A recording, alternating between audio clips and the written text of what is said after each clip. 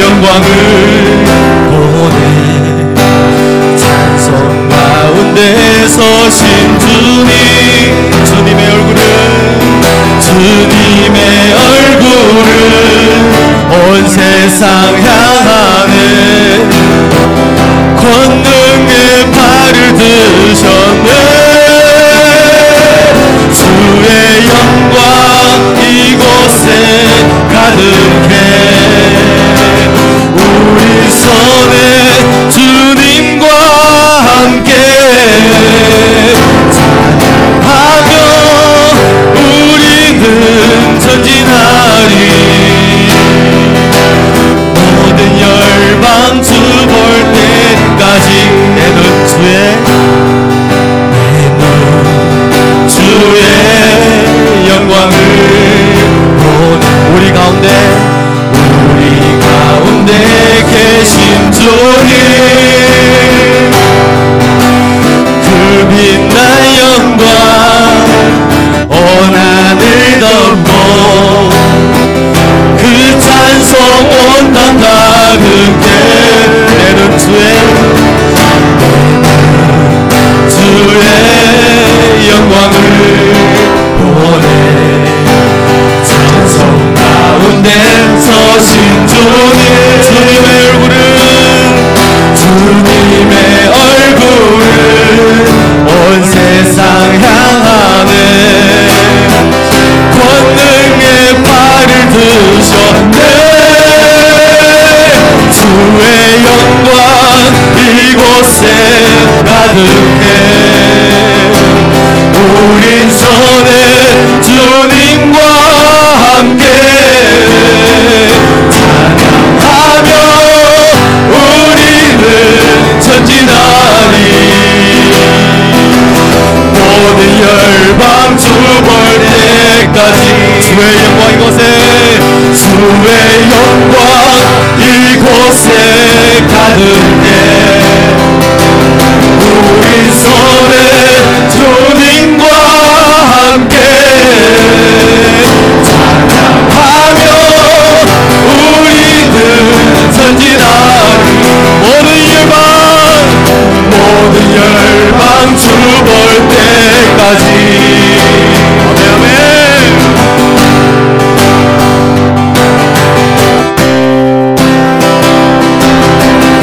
내 영혼이 은총입어 내 영혼이 은총입어 충만되지 얻고 보니 슬픔 많은 이 세상도 천국으로 가하던 할렐루야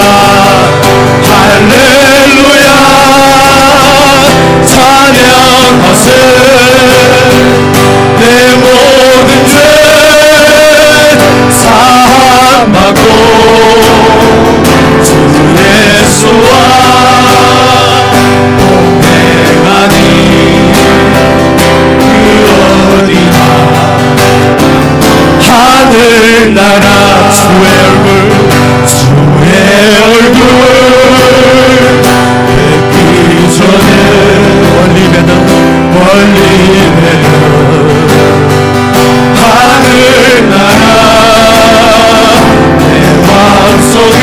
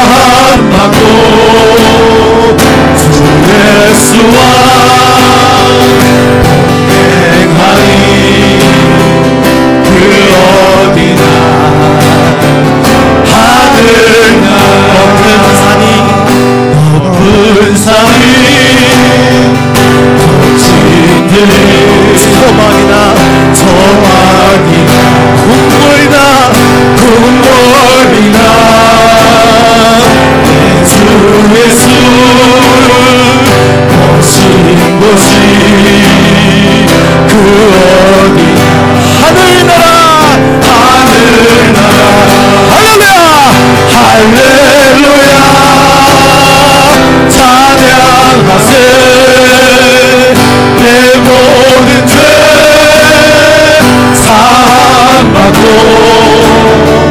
주 예수와 동행하니 그 어디나 하늘 높은 산이 거친 듯 조막이나 궁궐이나 예수 오신 곳이 그 어디나 하늘 같이 크게 할렐루야 찬양하세 내 모든 죄 사함받고 주 예수와 동행하니 그 어디나 하늘 주 예수와 동행하니 그 어디나 하늘나라. 아멘 아멘.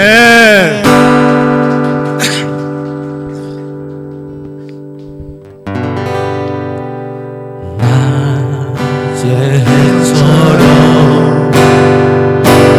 밤의 달처럼 그렇게 살 수 없을까.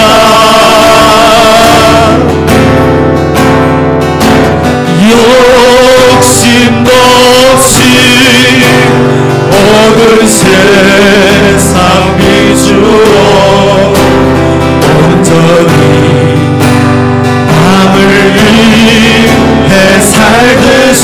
다시 한번 낮의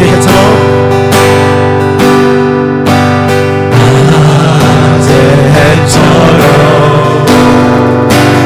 밤의 달처럼 그렇게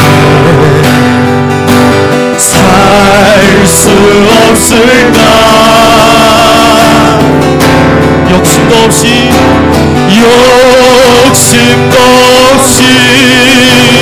모든 세상 비추어 온전히 남을 위해 살듯이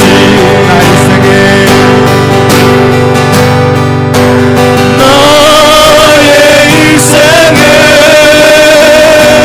꿈이 있다면 이 땅에 빛과 소금 되어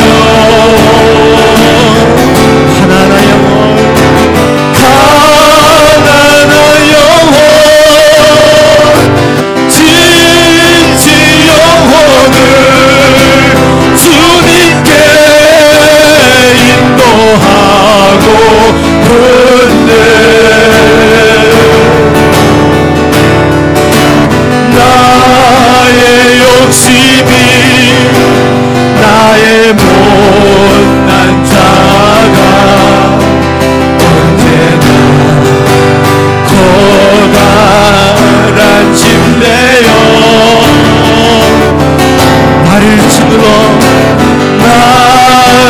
짓눌러 마음을 공복해 하니 주님여 나를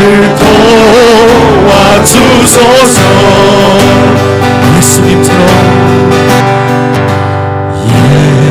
예수님처럼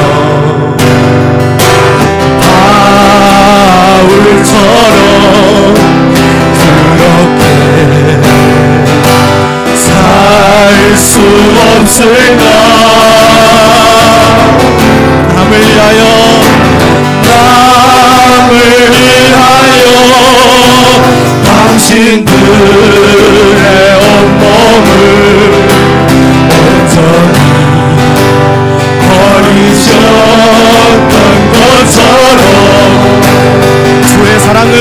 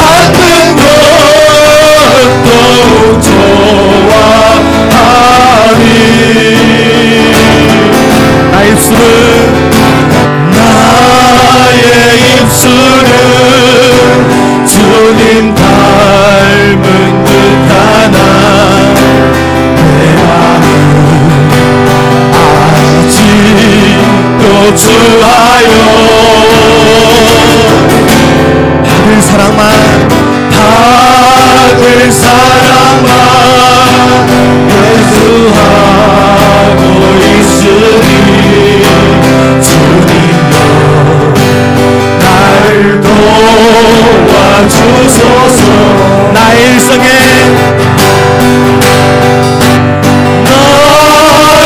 일생에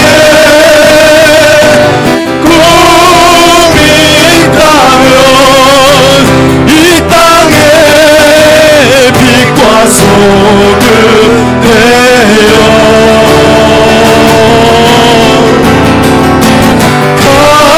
가난한 영혼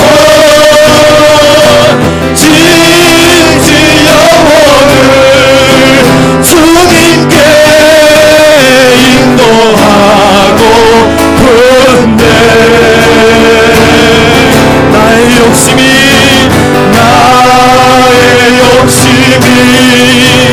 나를 못난 자가 언제나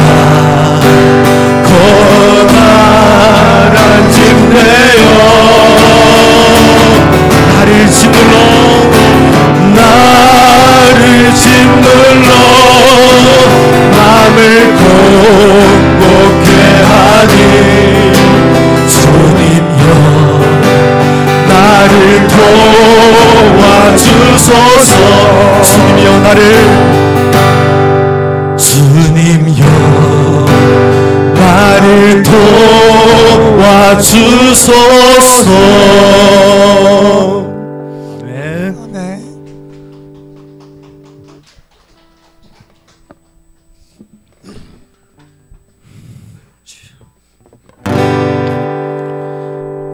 발걸음은 언제나 주를 향해 걸었으나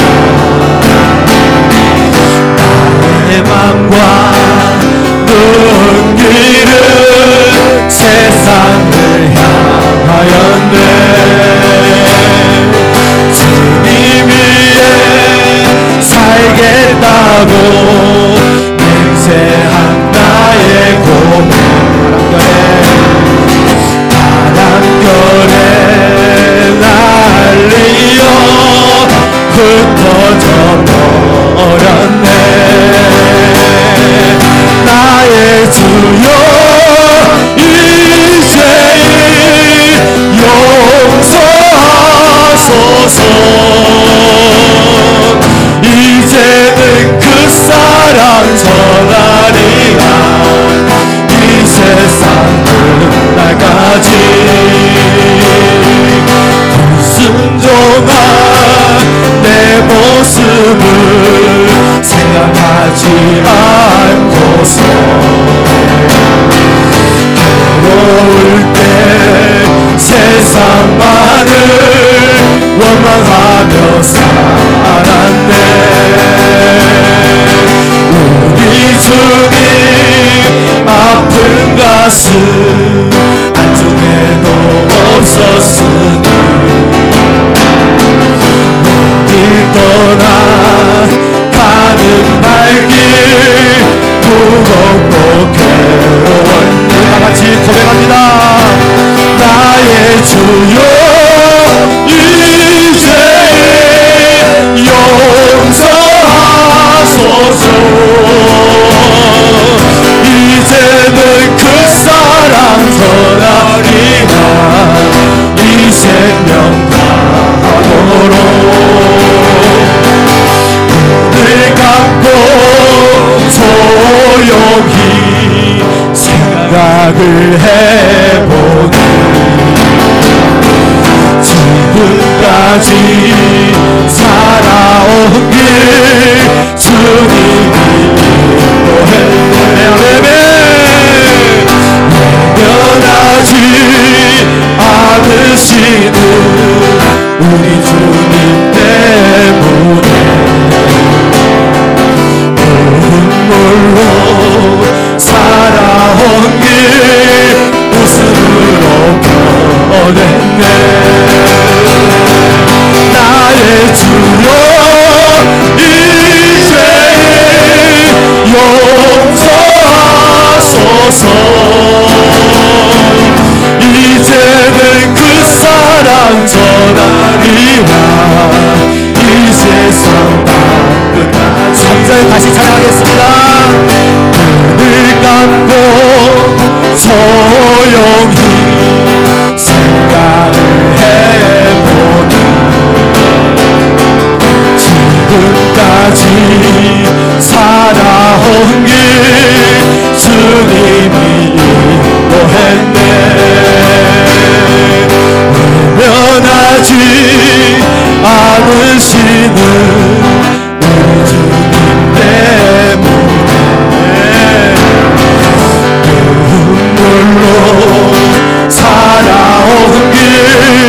웃음으로 변했네. 나의 주여 이제 용서하소서. 이제는 그 사랑 전하리라. 이 세상 끝날까지 나의 주여 나의 주여 이제 용서하소서. 이제는 그 사랑 전하리라. 이 세상 끝날까지. 아멘. 아멘.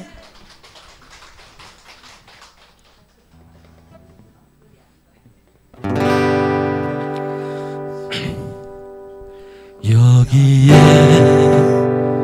모인 우리 주의 은총 받은 자여라. 주께서 이 자리에 함께 계심을 아노라. 언제나 주님만을 찬양하며 달아가리니 시험을 당할 때도 함께 계시는 믿노라. 이 믿음 더욱 굳세라. 주가 지켜주신다. 어두운 밤에도 주의 밝은 빛 인도하여 주신다. 주님이 뜻하시니 해안이 어렵다.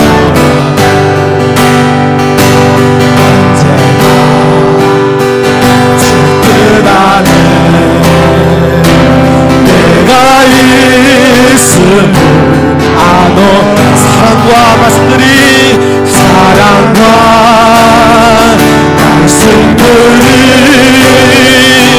나를 더욱 새롭게 하니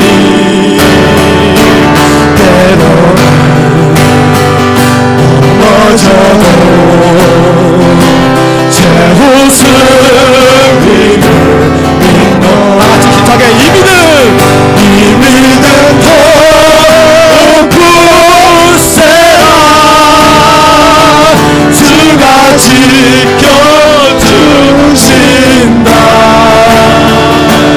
어두운 밤에도 주의 밝은 빛 인도하여 주신다. 다같이 힘차게 이 믿음 더욱 굳세라. 주가 지켜주신다.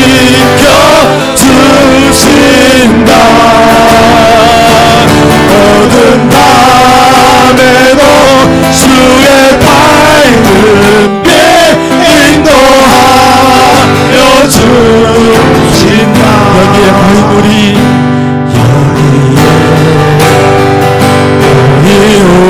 사랑받는 주의 자녀. 아버지 주께서 하신 말 오늘 통해 펼치신 고통과 슬픔 중에 더욱 주님을 지아오니 어려움 이겨내고 주님 더욱 찬양. 할렐루야. 이 믿음 더욱 굳세라.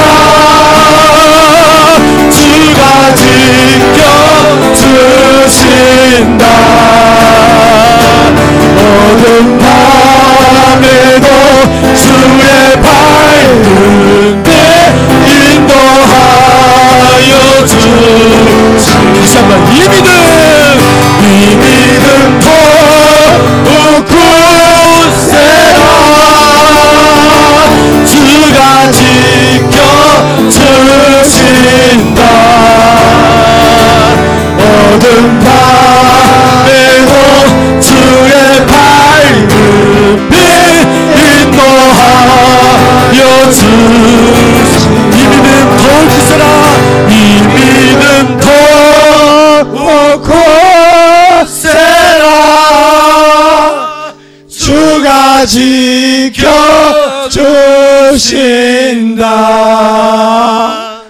어둠 밤에도 주의 밝은 빛 인도하여 주신다. 영광의 박수를 올리겠습니다. 아멘.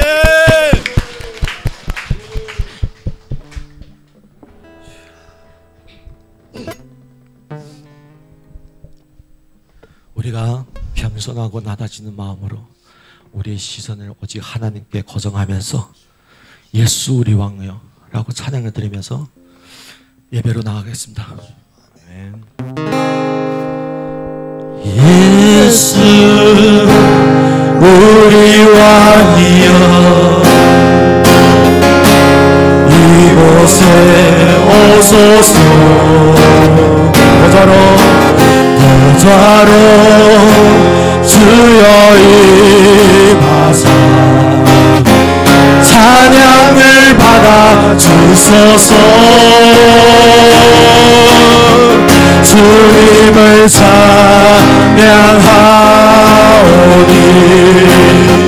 주님을 경배하오니 왕이신 예수여 오셔서 좌정하사 다스리소. 예수 우리 왕이여 예수 우리 왕이여 이곳에 오소서. 보좌로 주여 임하사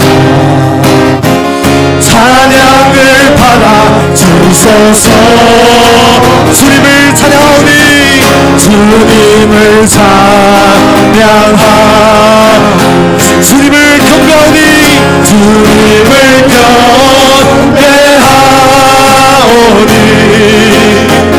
왕이신 예수여 오셔서 좌정하사 다스리소. 다같이 예수 우리 왕이여 예수 우리 왕이여 이곳에 오소서. 보좌로 주여 임하사 찬양을 받아 주소서. 주여 주님을 찬양하오니 주님을 경배하오니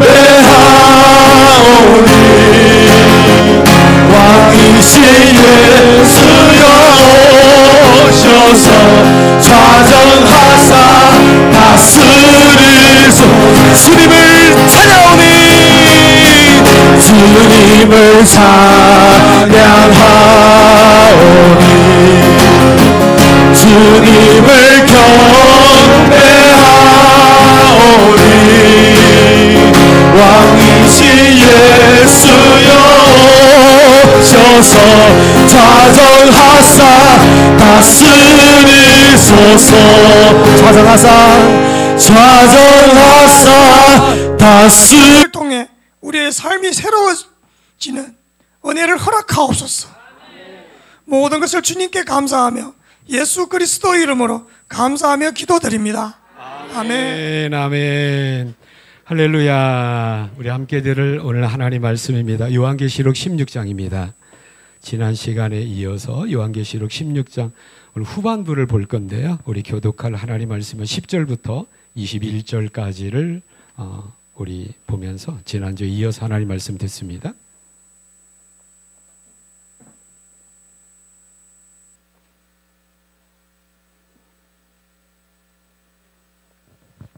요한계시록 16장 우리 전체를 오늘 말씀 들을 텐데 특별히 10절부터 21절까지를 우리 주요로 하나님 말씀 듣습니다. 찾으셨지요? 10절 제가 읽고 우리 성도님들 11절 읽으면서 우리 교독합니다. 10절입니다. 또 다섯째 천사가 그 대접을 짐승의 왕좌에 쏟으니 그 나라가 곧 어두워지며 사람들이 아파서 자기 혀를 깨물고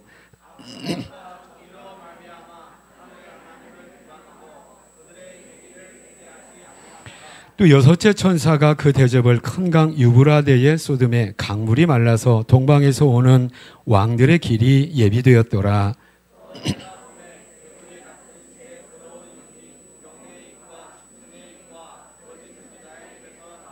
그들은 귀신의 영이라 이적을 행하여 온 천하 왕들에게 가서 하나님 곧 전능하신 이의 큰 날에 있을 전쟁을 위하여 그들을 모으더라.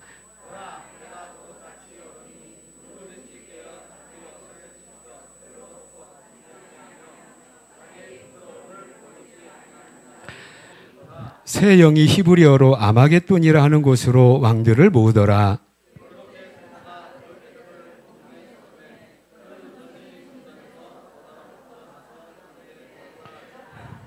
번개와 음성들과 우레소리가 있고 또 큰 지진이 있어 얼마나 큰지 사람이 땅에 있어 온 이래로 이같이 큰 지진이 없었더라.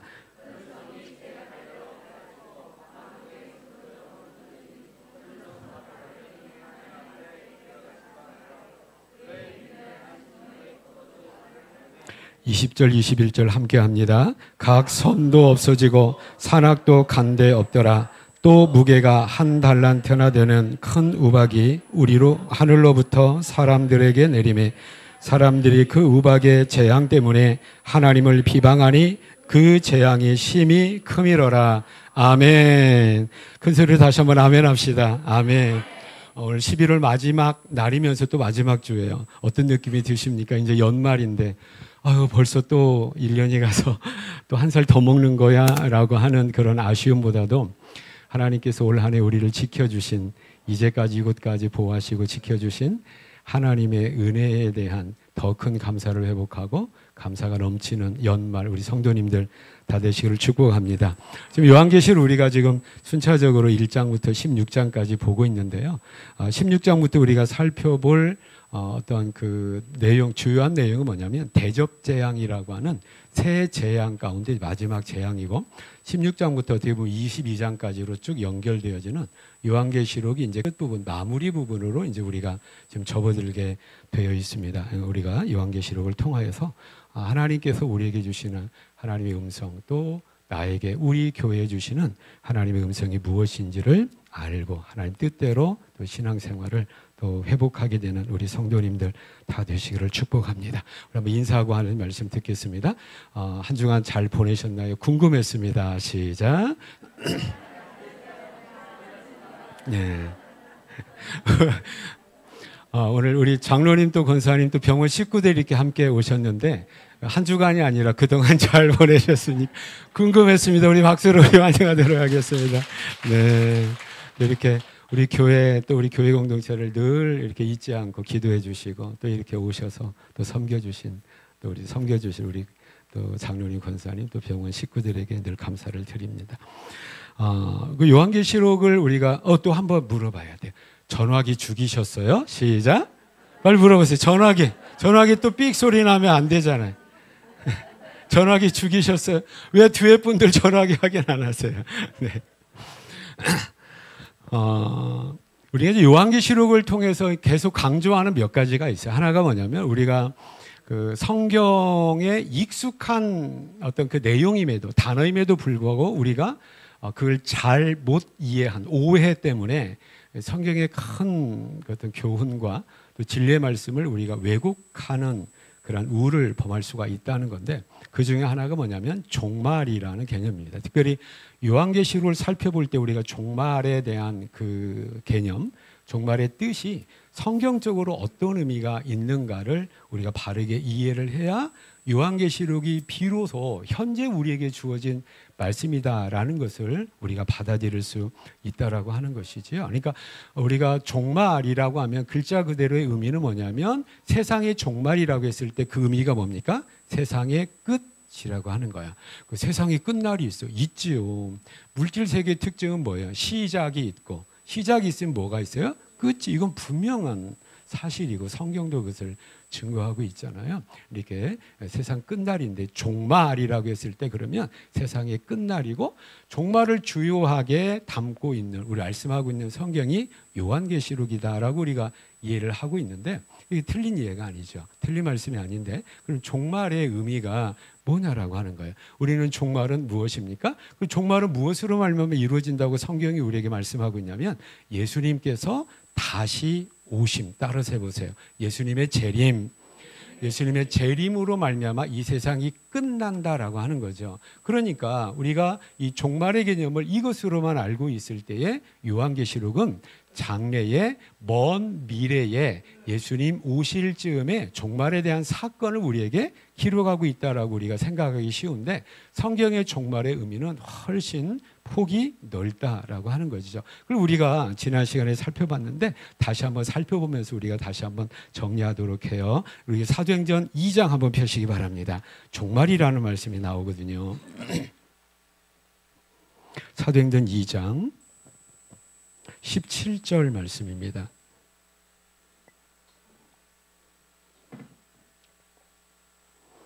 우리 교회는 성경 구절을 스크린에 띄우지 않습니다. 찾으셔야 돼요. 성경 찾는 것도 훈련을 하셔야 돼요. 사도행전 2장 17절 함께 읽습니다. 시작. 하나님이 말씀하시기를 말세에 내가 내 영을 모든 육체에 부어주리니 너희의 자녀들은 예언할 것이요 너희의 젊은이들은 환상을 보고 너희의 늙은이들은 꿈을 꾸리라. 아멘. 베드로가 대중들에게 하는 말인데 어떤 상황이냐면, 사도행전 2장은 예수님께서 승천하실 때에 성령 하나님을 보내주시겠다고 약속하셨는데 그 성령 하나님이 오신 거예요. 이거 성령 강림 사건인데 지금으로부터 약 2000년 전에 이 역사가 일어난 거죠. 그런데 성령이 충만하게 각 사람에게 임하자 각 사람에게 나타난 현상이 뭐냐면 각기 다른 나라 말로 말하기를 시작하더라라는 말이에요. 그러니까 느닷없는 어떤 그 사람들이 성령을 받고 각기 다른 나라 말로 말하기 시작을 하니까 주변에 있었던 사람들이 깜짝 놀라면서 어떤 오해를 하냐면 이 사람들이 새 술에 취하였다. 우리 표현대로 하면 낮술 먹었다. 술 먹고 헛소리한다라고 하는 건데, 베드로가 그러한 반응에 따라서 일어나서 우리가 지금 술 취한 것이 아닙니다. 우리는 지금 그러면서 쭉 얘기하는 게 뭐냐면 구약의 요엘 선지자님이 말씀하신 예언하신 성령 하나님이 지금 우리에게 오신 결과입니다 라고 지금 설득을 하고 있으면서 17절에 뭘 얘기하냐면 하나님이 말씀하시기를 이것이 언제 일어난다고요? 언제 일어난다고요? 말세, 세상 끝날에 일어난다라고 하는 거죠. 그러면 성경대로라면 세상 끝날이 언제예요? 오순절 성령 강림 때가 세상의 끝날 말세라고 얘기를 하고 있는 거예요. 이해가 되십니까? 이해가 되시죠? 그러면서 또 말세의 의미를 또 다르게 얘기하고 있는데 히브리서 9장 26절이에요. 히브리서 9장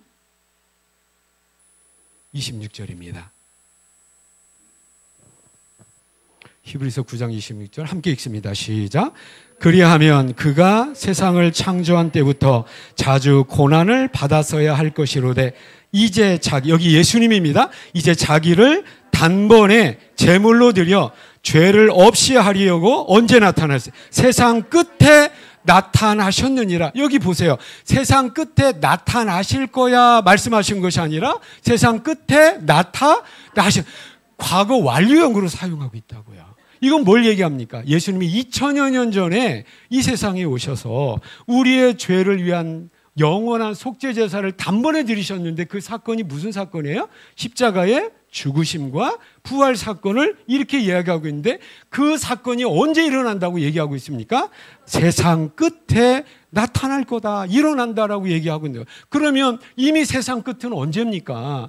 예수님께서 십자가에 못 박히시고 부활하신 우리의 인류의 구원 역사를 이루신 때가 이미 세상 말 끝에라고 얘기를 하고 있는 거예요. 그러면 세상 끝은 뭐예요? 그럼 우리 세상 아직 안 끝났잖아요. 그럼 우리가 알기로는 세상 끝은 언제란 말입니까?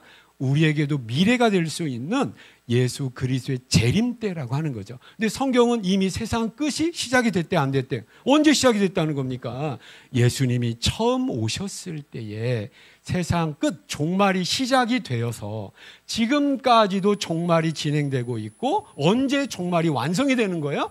예수님 재림 때에 완성이 된다라고 하는 거예요. 깨닫기를 축복합니다. 그러니까 우리의 그냥 쉽게 개념대로 끝나라면 어떤 시각, 어떤 시간, 그걸 얘기하는데 성경의 종말은 세상 끝은 하나의 과정과 어떤 범위를 이야기하고 있다라고. 그게 뭐냐면 예수님의 초림 때부터 예수님 재림 때까지의 전 기간. 이것이 물리적인 시간으로 몇 년인지는 우리 알지 못하잖아요. 예수님 오실 때가 몇 년, 몇 월, 며칠, 몇 시 이걸 모른단 말이에요. 그러니까 우리가 지금 예수님 오시고 나서 그냥 흔히 우리가 2025년에 살고 있다는 것은 뭘 의미하고 있습니까?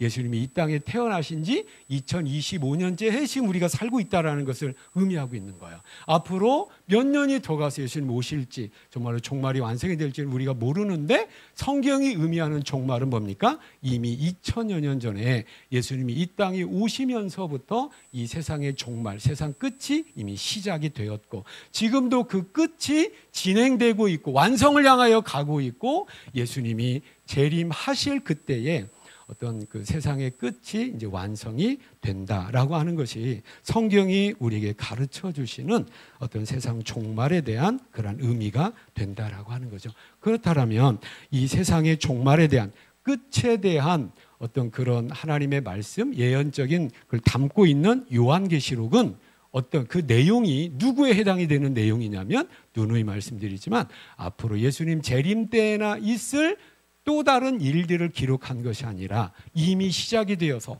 이미 현재도 진행되고 있고 앞으로도 진행되어 갈 그 종말의 모든 시간표의 모든 사건들을 지금 어디에 담고 있냐면 요한계시록에 담아주고 있다라고 하는 거예요. 그래서 저와 여러분 지금 어디 살고 있는 겁니까? 종말에 이미 살고 있고 저와 여러분은 성경 오늘 요한계시록을 살펴보는 저와 여러분은 이미 요한계시록 안에 우리가 살고 있다. 요한계시록은 누누이 말씀드리지만 예수님 재림하여 오실 때의 미래의 어떤 사건을 예언적으로 기록한 특별한 책이 아니라 이미 우리는 요한계시록 안에 살고 있다라고 하는, 그래서 요한계시록이 누구에게 적용이 돼야 되는 겁니까? 지금 나에게, 우리에게 적용이 돼야 된다라는 것을 잊지 않는 가운데 요한계시록을 우리가 들어야 된다라고 하는 거죠. 깨닫기를 축복합니다. 그렇다면 하나님께서 예수님 초림 때부터 재림 때까지 이 세상에 이런 역사가 일어날 거야, 내가 이렇게 세상을 다스릴 거야라고 하나님의 어떤 전체의 어떤 그 말세에 대한 하나님의 통치 계획을 말씀하셨는데 요한계시록의 본문에 해당하는 6장부터 세 가지의 재앙 시리즈로 얘기를 하고 있어요. 그래서 6장부터 7장까지 우리가 이미 살펴본 7개 뭘 떼는 거예요? 인을 떼는 거죠. 그래서 인, 따라서 해보세요. 인재앙. 그 다음에 인재앙이 끝나고 두 번째 뭡니까? 8장부터 어떤 있는 재앙이 무슨 재앙이었어요? 14장까지가 무슨 재앙이에요? 7개 나팔을 부는 나팔 재앙이 시작이 되는 거예요. 그리고 이제 16장, 15장, 16장부터는 마지막 재앙 시리즈가 되는 뭡니까? 7개의 대접을 쏟으면서 재앙이 내려지는 대접 재앙인 거죠. 이것이 언제부터 언제까지? 앞으로 일어날 일이 아니라 이미 예수님 초림 때부터 시작이 되었고 지금 어떤 진행되고 있고 앞으로도 진행될 그 사건들을 이미 기록을 하고 있다라고 하는 거예요. 그렇다면 그 재앙의 구체적인 내용이 뭡니까? 요한계시록 우리가 결코 읽어내기가, 이해하기가 쉽지가 않은 거예요. 쉽지 않은 이유 중에 하나가 뭐냐면 이런 표현들이 많이 나오잖아요. 내가 봄에, 내가 보았다라는, 이거 환상적인 거잖아요. 이게 보았다라는 것은 단순히 들려준 것이 아니라 눈으로 봤다라는 것은 그림을 가지고 하나님께서 보여주시는. 그러니까 요한계시록의 언어적 특징이 뭐냐면 그림 언어예요. 그림을 가지고 하나님의 말씀을 거기 담아내는 거죠. 그런데 우리가 안타깝게도 2000여 년 전에 요한계시록 당시에 살고 있었던 1차 독자들과의 문화적 배경이 다르다 보니까 이 그림 언어가 우리에게는 어렵게 느껴지는 비밀스러운 코드와 같이 느껴지게 되는데, 절대 어려운 것이 아니고, 어려운 것이 아니라는 것은 또 뭡니까? 이 말세, 초림부터 재림까지 일어날 하나님의 심판의 의미가 담겨져 있는 재앙들을 이미 예수님께서는 낱낱이 빠짐없이 자세하게 이해하기 쉽게 이미 말씀하신 거예요. 마태복음 24장이나 누가복음 21장에 보면 우리가 그것을 확인할 수가 있는 겁니다. 마태복음 24장 한번 보세요.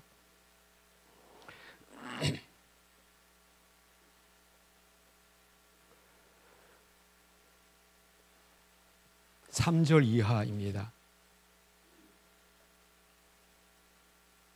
마태복음 24장, 부지런히 찾으세요.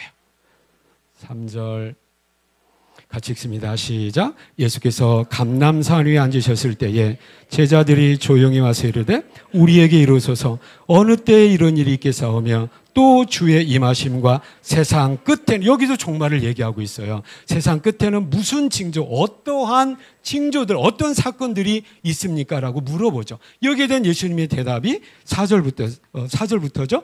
예수께서 대답하여 이르시되 너희가 사람의 미혹을 받지 않도록 주의하라. 많은 사람이 내 이름으로 와서 이르되 나는 그리스도라 하여 많은 사람을 미혹하리라. 거짓 선지자, 거짓 선생들이 뭐예요? 우리의 믿음을 도전하게 되고 방해하게 될 거다. 여러분, 지금 이런 것을 우리가 뭐라고 하죠? 이단이라고도 합니다. 여러분, 우리 주변에 이단이 있어요, 없어요? 지금 있단 말이에요. 과거에 이단이 있었습니까? 없어요? 있어요. 앞으로도 있을 거예요. 분명히 있을 겁니다. 이러한 사건들, 예수님의 초림 때부터 계속되어지는 이 사건들, 여러분, 이거 이단뿐입니까? 하나님이 없다라고 하는 무신론적인, 유물론적인 어떤 철학이나 사상이나 이념들, 이런 것들이 우리의 믿음을 방해하게 될 것이고, 과거에도 그랬고 지금도 그렇게 하고 있고 미래도 그렇게 해갈 것이다라고 예수님께서 어떤 예언적으로 예수님께서 징조를 우리에게 말씀하고 있다라고 하는 것이죠. 6절에 보시기 바랍니다. 난리와 난리 소문을 듣겠으나 너희는 삼가 무서워하지 말라. 이런 일이 있어야 돼. 아직 뭐가 아니에요? 끝을 향하여 계속적으로 가고 있다라고 하는 현재 진행형으로서의 이러한 어떤 징조적 사건들, 재앙들을 말씀하고 있는 거예요. 7절에 보십시오. 민족을 나라가 나라를 대적하여 일어나겠고, 이게 뭡니까? 민족과 민족이, 나라와 나라가 갈등하여 다투는 걸 뭐라고 그래요? 우리가 전쟁이죠. 전쟁입니다. 또 한 가지 뭐예요? 쭉 보면 곳곳에 뭐가 있으리라?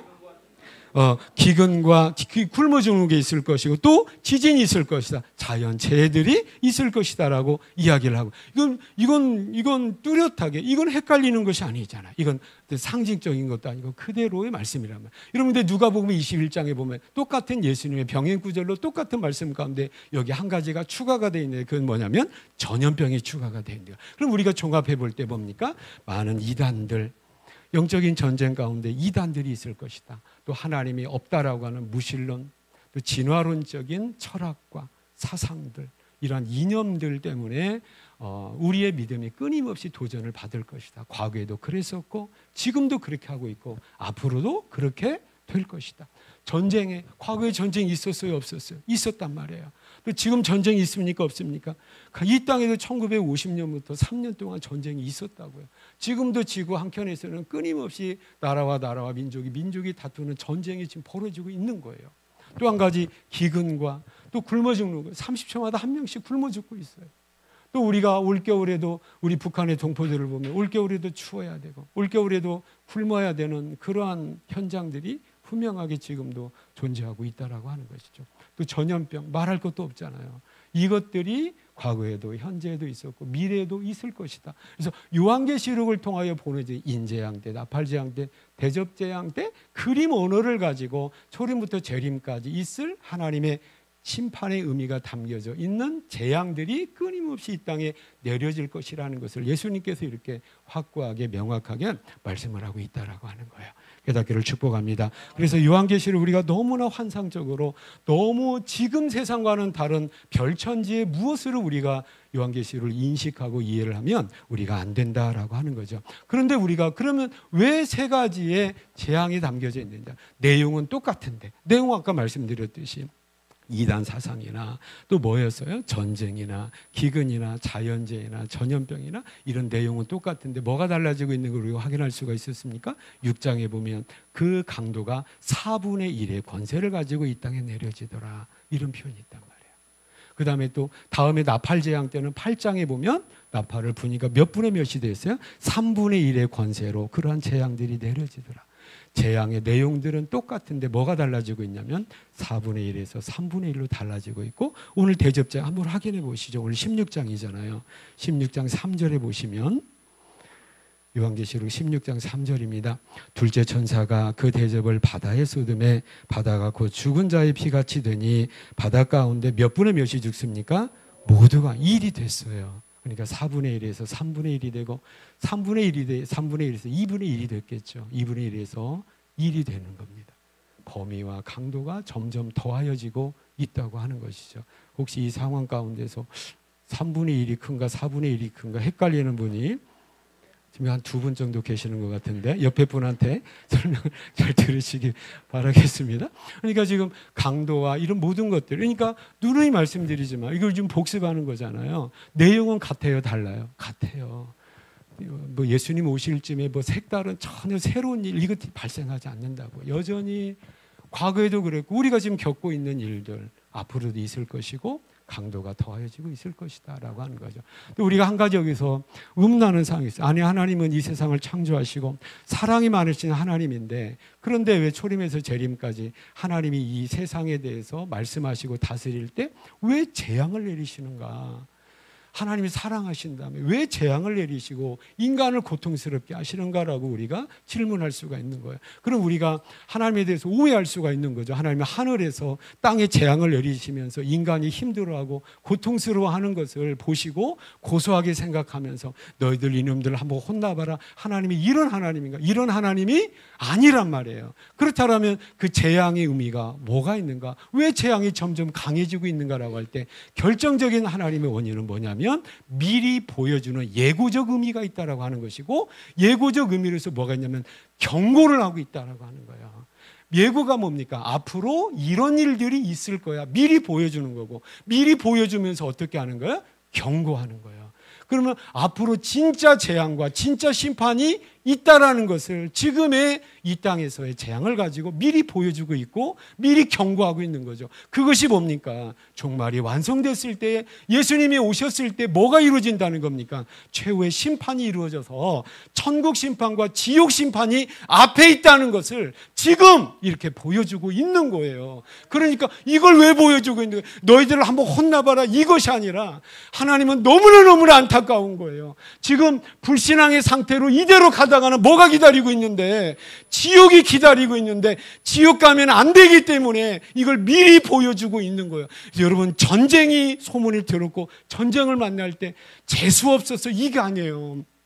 우리 코로나 때 하나님 앞에 잘못 반응했다고요. 하나님의 코로나 빨리 끝나게 해주세요. 하나님의 코로나 빨리 끝내야 될 몹쓸 것을 왜 허락하셨냐고요.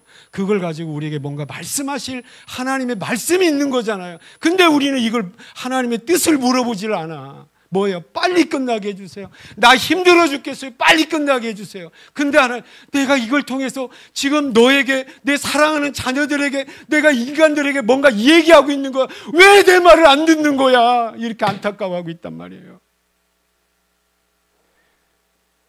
하나님께서 지금 경고하고 계시는 거예요. 지옥 심판이 앞에 오고 있다는 것을 미리 보여주고 있으니 이 경고를 보고, 이 경고를 받고 지옥 가면 안 되죠. 그래서 하나님께서는 저와 여러분 지옥 가는 것을 견디지 못하시는 거예요. 죄 가운데 있는 걸 견디지 못하셔서 어떻게 하시는 거예요?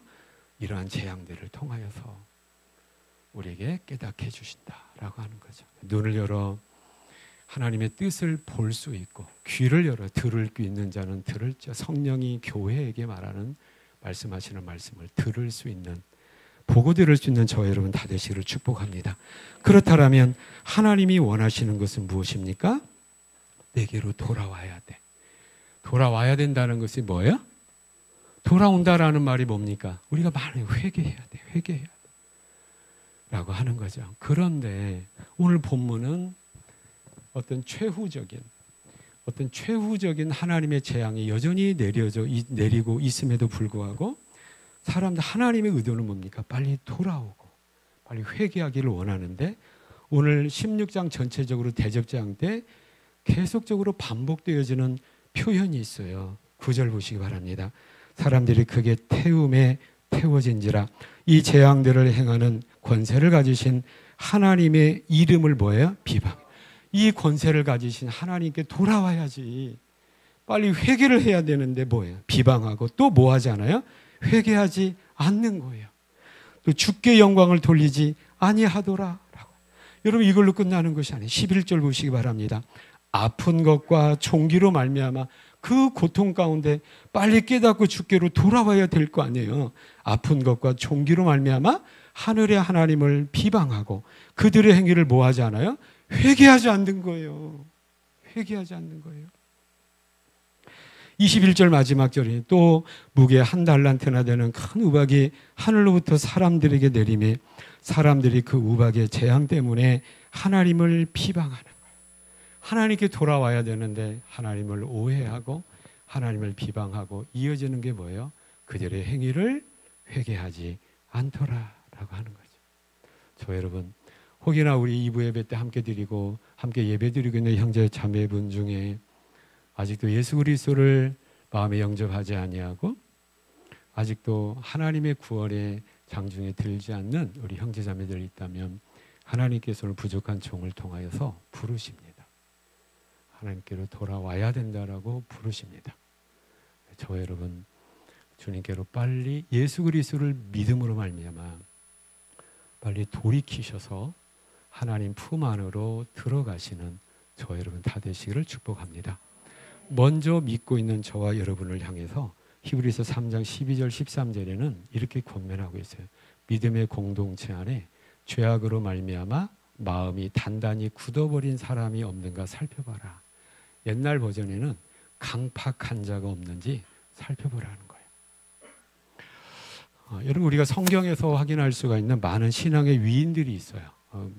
믿음의 조상하면 누가 딱 떠올라요? 아브라함이 딱 떠올라요. 와, 이 천국 가서 아브라함을 만나면 제가 과연 아브라함을 이렇게 면전에 이렇게 쳐다볼 수가 있을까? 뭐 예수님 빽인데 뭐 악수 한번 하면 어떻겠어요? 할 수도 있을 것 같은데 정말로 훌륭한 분입니다. 그런데 아브라함이 하나님의 인도하심을 따라 가나안 땅에 들어갔는데 그 가나안 땅 하나님이 가라고 해서 갔는데 그 가나안 땅에 뭐가 왔어요? 흉년이 왔어요. 아니 하나님께서 가라고 했는데 흉년이 왔어. 그 흉년이 오니까 어떻게 합니까? 흉년을 피해서 어디로 갔어요? 애굽 땅으로. 하나님은 애굽 땅을 이스라엘 어떤 아브라함에게 준 적이 없어요. 너에게 이 땅 주겠다. 너의 후손에게 이 땅 주겠다. 가나안 땅 준 거예요. 근데 뭡니까? 그 땅을 벗어났어요. 영적으로 하면 아브라함 지금 누구 떠나고 누구에게서 멀리 간 거예요? 하나님에서 멀리 간 거죠. 하나님 멀리 가면 잘 될 리가 없잖아요. 잘 될 리가 없어요. 뭘 뺏겼어요? 각시를 뺏겨버렸어요. 하나님 보호하지 않으면 큰일 날 뻔했다고요. 그리고 나서 어떻게 합니까? 다시 뭐하라? 돌아가라. 아브라함이 어디로 돌아갑니까? 가나안 땅으로 돌아가. 이건 지리적 개념, 어디서 이사했다는 개념이 아니라 하나님 안으로 다시 갔다는 거예요. 이 돌이켰다라고 하는 거죠. 우리는 회개할 때 여러분 회개는 잘 들으세요. 후회가 아닙니다. 하나님 잘못했습니다라고 하는 후회가 아니에요. 회개는 돌이킴입니다. 그래서 실제적인 어떤 돌이킴에 결단이 있어야 되는데 영이신 하나님께서 영이신 속성 중에 우리 인간에게 준 것 중에 굉장히 중요한 것이 뭐냐면 인격이에요. 인격의 요소가 우리에게 있는 거죠. 그 인격이 세 가지 요소가 있는데 뭐냐면 지, 정, 의예요. 지는 뭔가를 안다는 거죠. 가장 중요한 것은 뭘 아는 거예요? 우리가 영적인 하나님을 아는 거예요. 그리고 하나님의 말씀을 알아듣는 거죠. 하나님을 알고 하나님의 말씀을 알아들을 수 있는 복된 저와 여러분 다 되시기를 축복합니다. 그래서 하나님 아는 거죠. 그 다음에 정적인 요소가 저건 뭐예요? 마음의 느낌이죠. 하나님의 사랑을 알고 하나님께 대한 뭐가 있어요? 감사가 있는 거죠. 하나님께 대한 감격함이 있는 거예요.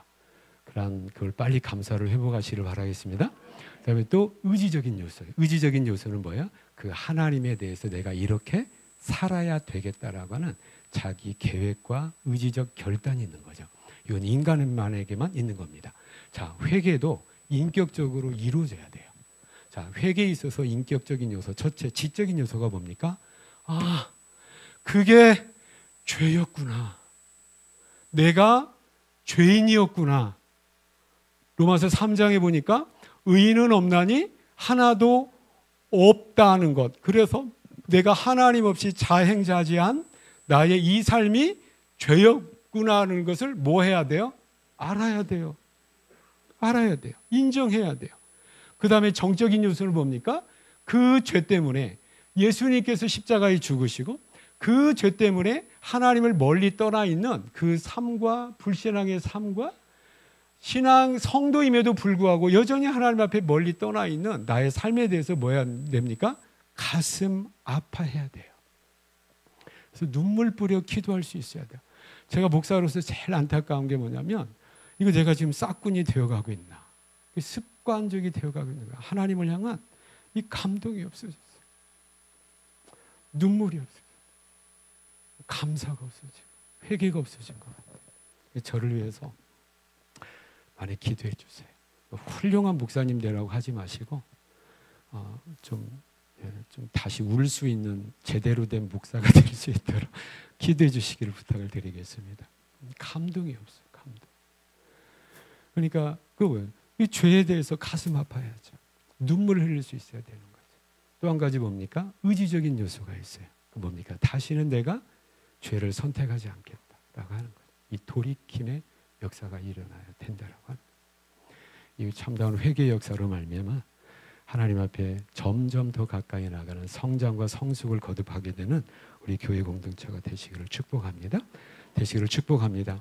이 회개에 대한 참다운 모습을 어디에서 예수님께서 누가복음에 보면 우리가 흔히 탕자의 비유라고 얘기하잖아요.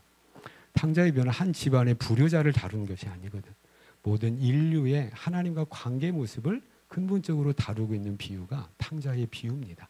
둘째 아들이 있어요. 아버지한테 뭘 요구합니까? 아버지, 나에게 돌아올 상속 그 재물을 미리 주세요.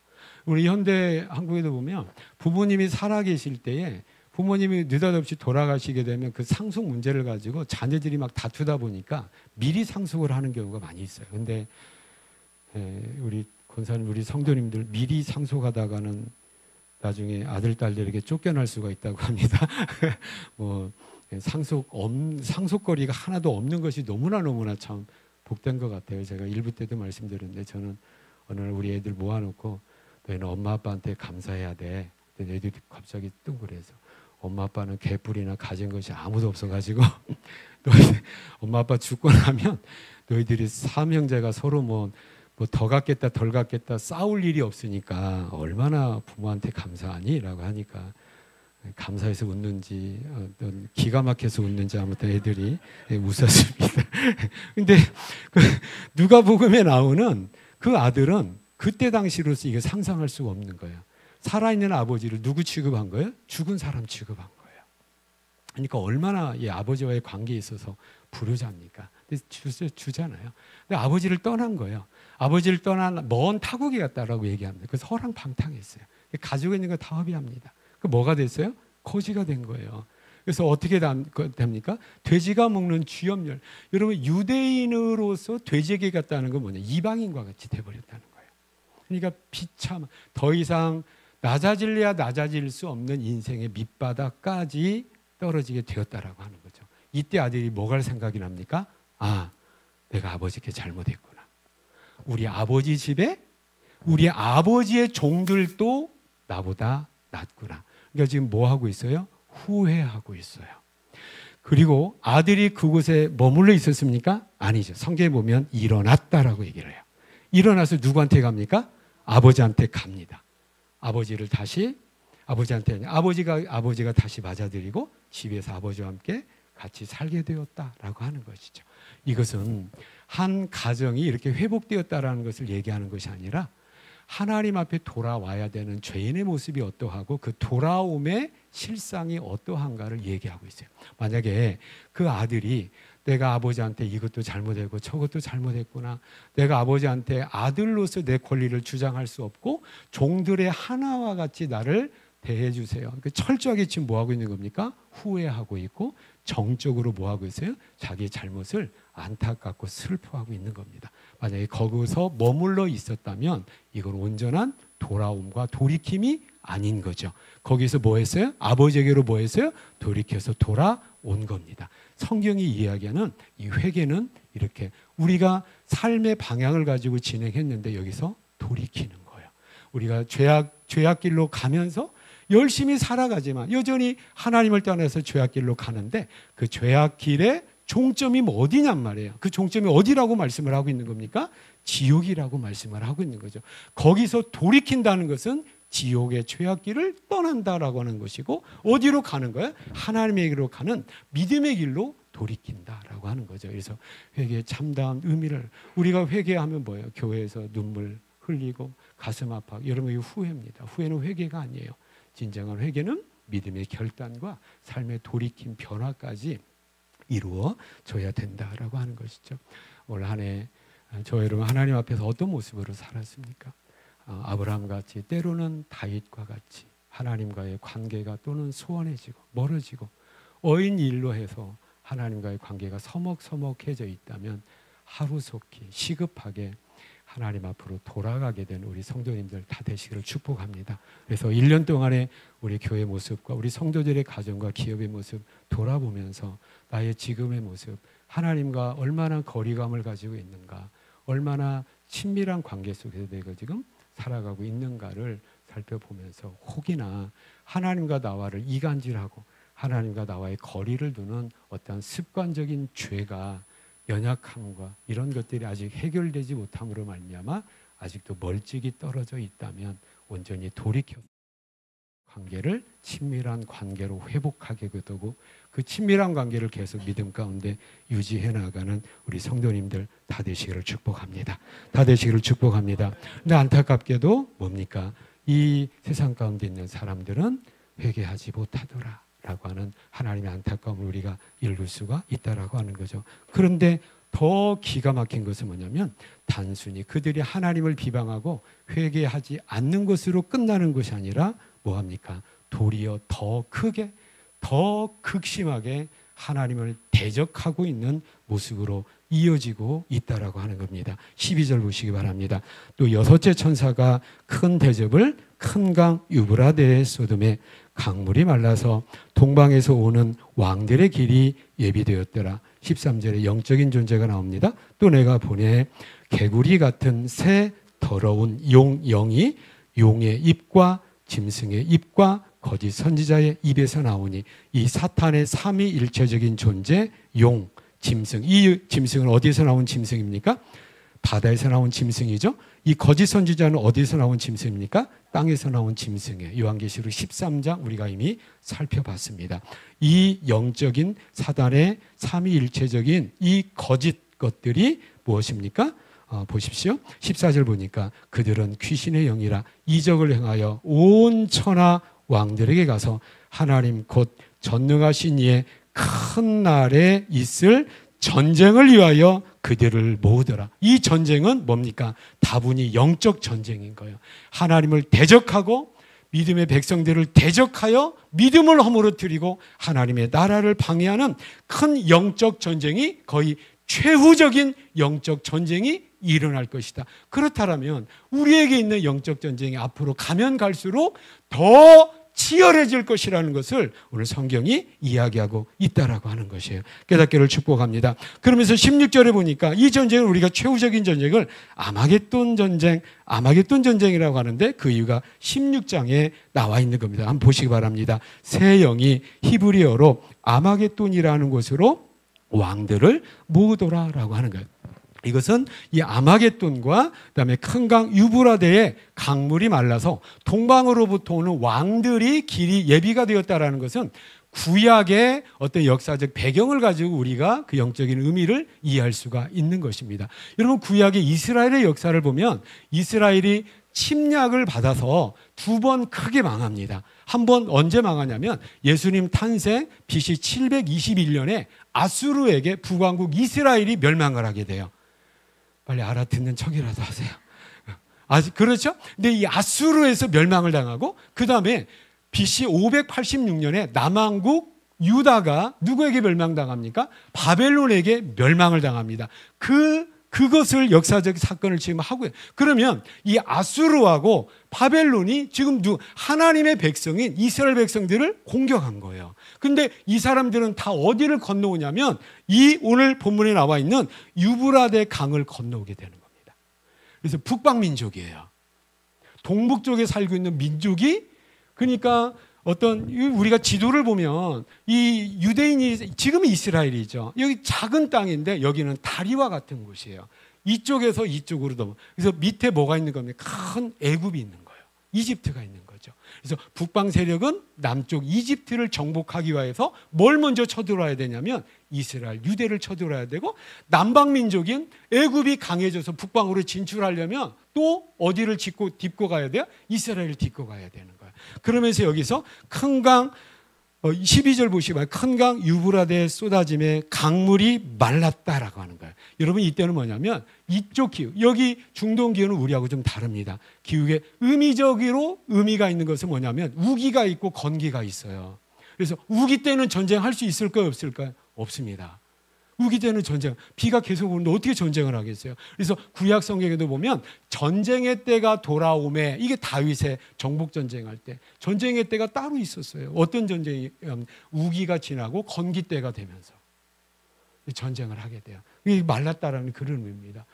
우리 동양적인 표현은 어떤 게 있을까요? 중국적인 표현은 전쟁의 때가 됐다라는 것이 뭐가 있을까요? 하도 땅덩어리가 커가지고 있습니다. 뭐냐면 뭐가 있을까요? 천고마비라는 말이 있어요. 우리가 가을을 가리켜, 한국에서는 가을을 가리켜서 천고마비라고 하는데, 여러분 한족들이 되게 두려워한 말이었어요. 천고마비.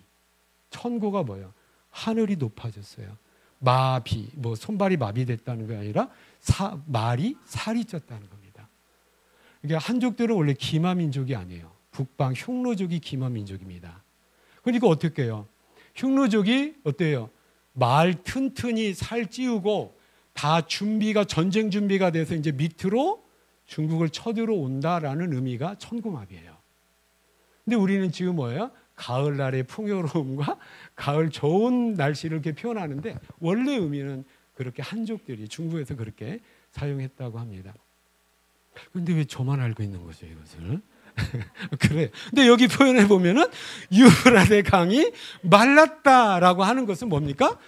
북방에 있는 민족들이 이제 거기 마른 강을, 건기때 강을 건너와서 어디에 쳐들어? 하나님의 백성들을 공격할 때가 됐다라고 하는 거예요. 그리고 여기 그러면 저기 쳐들으면 나가서 싸워야 되는데 중요한 군사적 요충지가 어디냐면 여기 뭡니까? 오늘 아마겟돈이라는 말이 나오잖아요. 이 아마겟돈이라는 말은 원래 히브리어로 아마겟돈이라 하르 아게돈이라는 말이에요. 하르라는 말은 뭐냐면 언덕, 산이라는 거예요.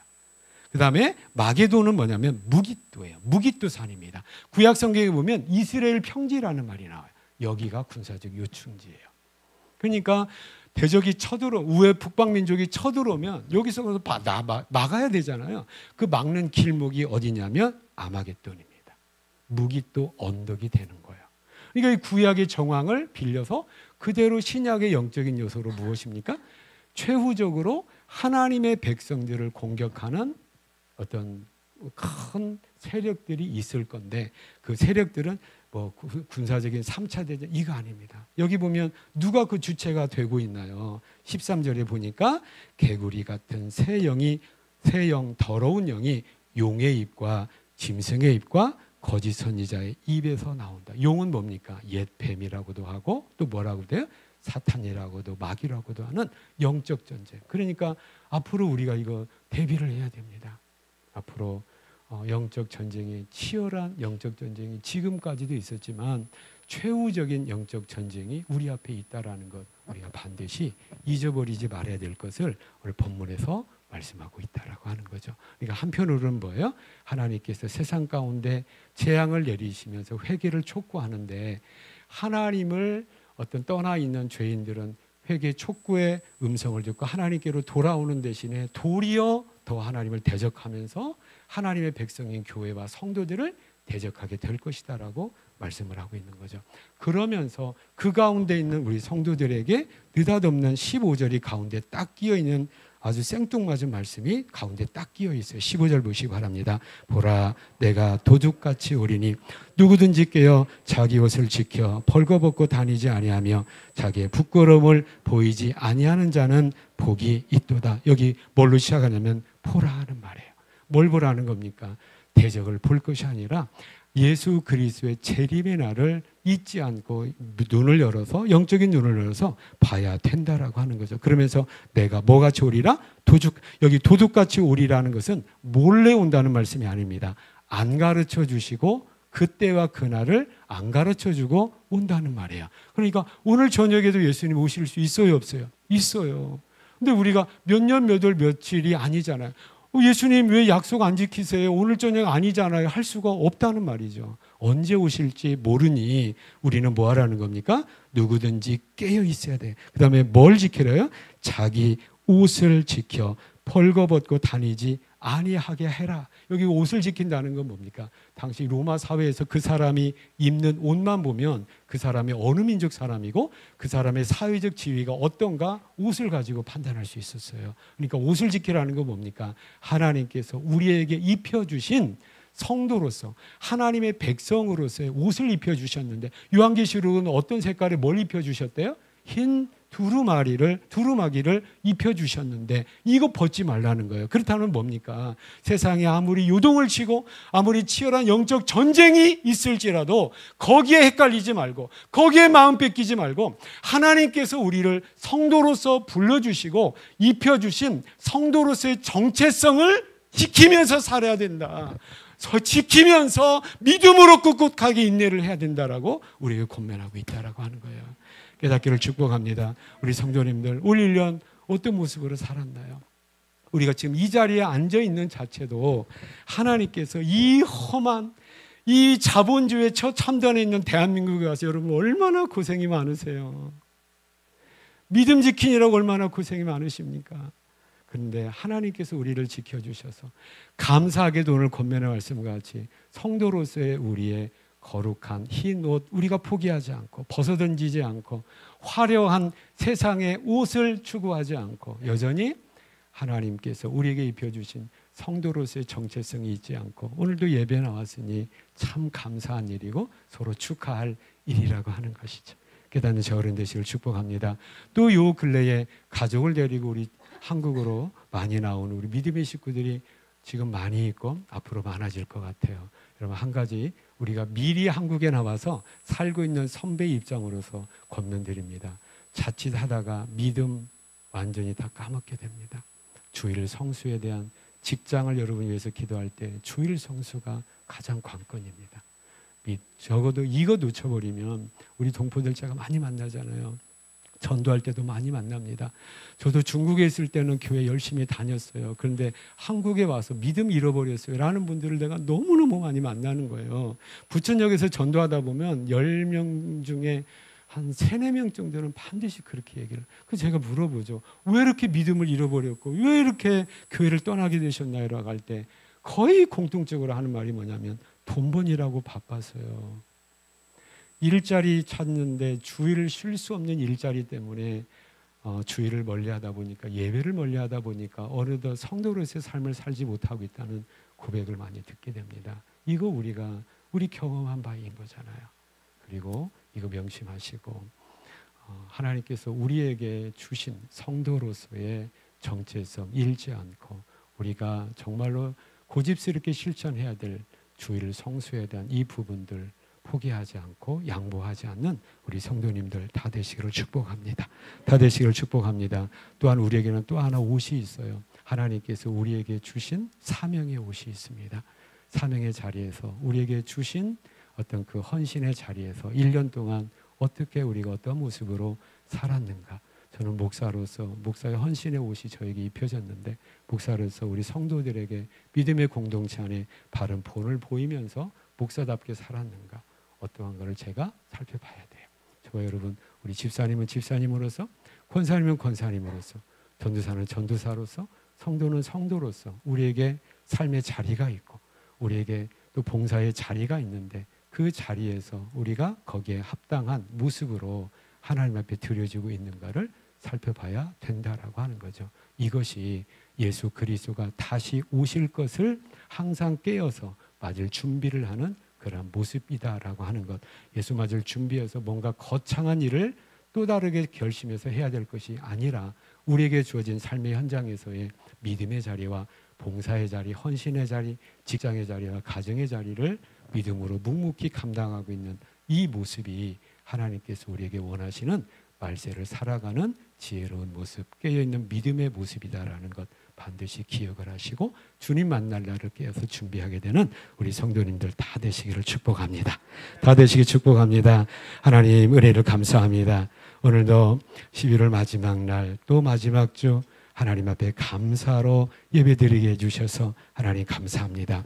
이미 우리는 요한계시록 안에 살고 있고 예수님 오실 날이 얼마 남지 않은 말세, 중에서도 말세에 살고 있다는 것 말씀을 통하여도 확인하게 됩니다. 하나님, 세상이 어떠하고 그 어떠한 세상 가운데 우리가 어떤 모습으로 믿음 지키며 또 하나님이 기쁘시게 하는 삶을 살아야 될 것인가 오늘도 살펴보았습니다. 아버지, 1년 동안에 또 나의 모습이, 현재 나의 모습이 어떠합니까? 하나님과 친밀한 관계 속에서 우리에게 주어진 성도로서의 정체성 흔들리거나 포기하지 않도록 인도하여 주시고 우리에게 준 봉사와 사명의 자리 흔들림이 없이 보이는 곳에서 보이지 않는 곳에서 하나님께 충성할 줄 아는 하나님 백성들 다 되도록 축복하여 주시옵소서. 우리 교회를 사용하여 주시고